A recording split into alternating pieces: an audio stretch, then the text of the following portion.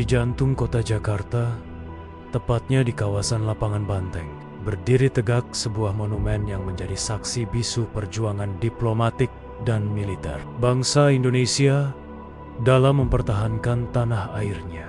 Monumen pembebasan Irian Barat bukan sekadar bangunan, melainkan simbol dari tekad dan semangat rakyat Indonesia dalam merebut kembali wilayah Irian Barat dari tangan kolonialisme Belanda. Dengan figur pria berotot yang merentangkan tangan dan melepaskan belenggu rantai, monumen ini merepresentasikan kemerdekaan yang diperjuangkan dengan segala daya. Ia adalah lambang keberhasilan perjuangan panjang dari perundingan politik hingga operasi militer dalam rangka menyatukan kembali bagian timur Indonesia ke dalam pangkuan Ibu Pertiwi.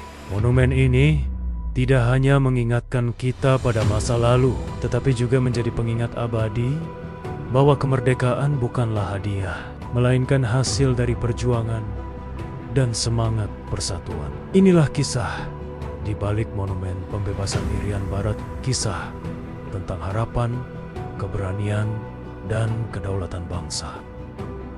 Monumen pembebasan Irian Barat dibangun sebagai bentuk penghormatan terhadap perjuangan bangsa Indonesia dalam membebaskan wilayah Irian Barat sekarang, Papua, dari cengkeraman kekuasaan Belanda. Perjuangan ini tidak hanya berlangsung melalui diplomasi, tetapi juga melalui operasi militer dan tekanan internasional yang berlangsung selama lebih dari 1 dekade setelah proklamasi kemerdekaan 1945, setelah Belanda menolak menyerahkan wilayah Irian Barat kepada Indonesia pasca pengakuan kedaulatan tahun 1949. Pemerintah Indonesia memulai berbagai langkah diplomatik di forum internasional. Namun, jalan damai tak kunjung membuahkan hasil. Akhirnya, pada tahun 1961, Presiden Soekarno melancarkan kampanye besar yang dikenal dengan nama Trikora III, Komando Rakyat, sebagai bentuk perlawanan terhadap pendudukan Belanda di wilayah tersebut. Langkah ini diikuti dengan pembentukan Komando Mandala dan pengerahan kekuatan militer.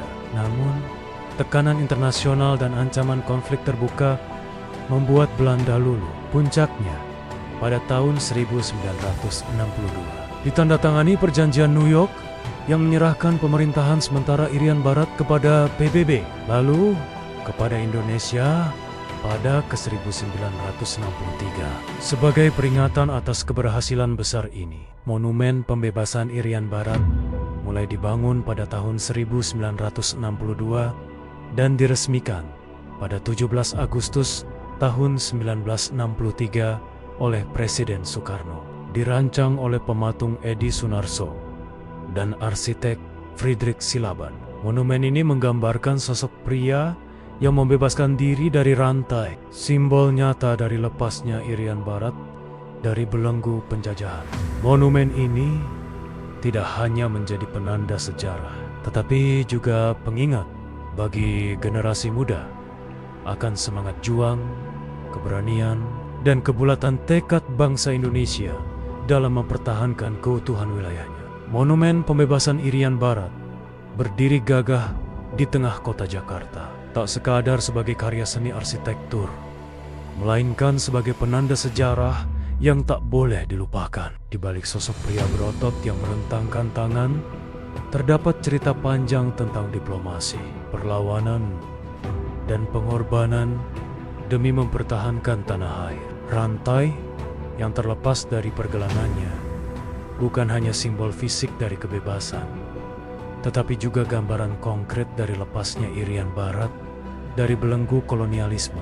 Monumen ini menjadi saksi diam bahwa bangsa Indonesia pernah berdiri di ambang krisis kedaulatan, dan dengan keberanian serta keteguhan hati berhasil menegakkannya kembali. Ia mengingatkan kita bahwa kemerdekaan tidak datang sebagai hadiah, melainkan harus terus diperjuangkan, dijaga, dan diwariskan nilainya kepada generasi berikutnya. Maka dari itu, Saat kita memandangi patung yang menjulang tinggi itu, jangan hanya melihat bentuknya, tetapi resapi maknanya.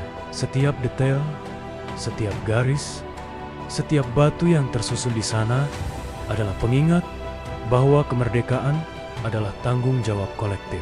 Tanggung jawab untuk terus menjaga keutuhan bangsa, memperjuangkan keadilan, dan memastikan bahwa semangat pembebasan tidak pernah padam di hati rakyat Indonesia.